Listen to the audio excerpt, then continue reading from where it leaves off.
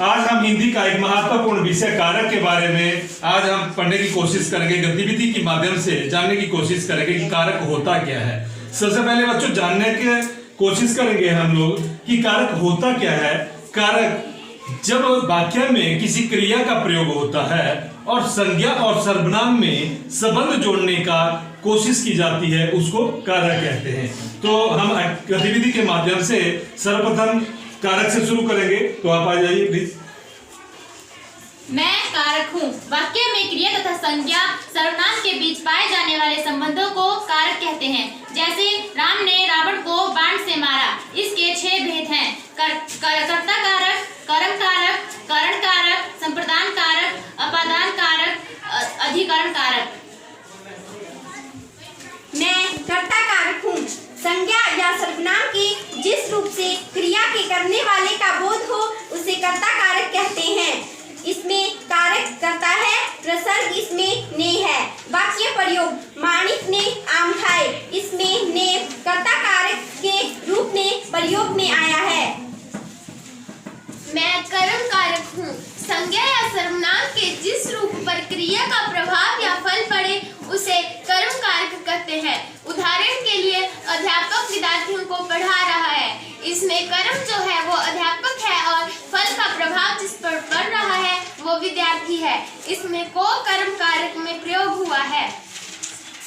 मैं करण कारक हूँ। संज्ञा आदि शब्दों के जिस रूप से क्रिया के करने का बोध हो उसे कर्ण कारक कहते हैं। कारक करण प्रसर्ग से वाक्य प्रयोग सुरेश ने पेंसिल से पत्र लिखा।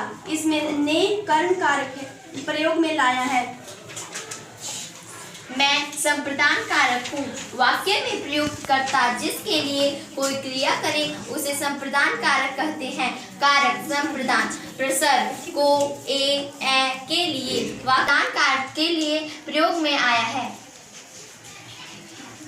मैं अपादान कारक हूँ। संज्ञा के जिस रूप में एक वस्तु का दूसरी से अलग होने या निकलने का बोध हो उसे अपादान कारक कहते हैं। कारक अपादान प्रसर्ग से विभक्ति अलग होने में। वाक्य प्रयोग पेड़ से कई आम गिरे। इसमें से अपादान कारक प्रसर्ग में उपयोग में है और आम गिरना इसकी विभक्ति है। अनिल मथुरा से आज ही गया है। इसमें भी से अपादान कारक प्रसर्ग है और आज ही गया अलग होने की विभक्ति है।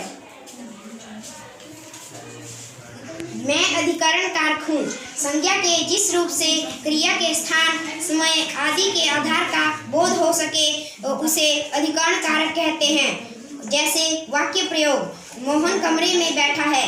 इसमें अधिकरण कारक में प्रयोग में लाया है। प्रभात ने मेज पर सामान रखा। इसमें अधिकरण कारक पर प्रयोग में लाया गया है। धन्यवाद।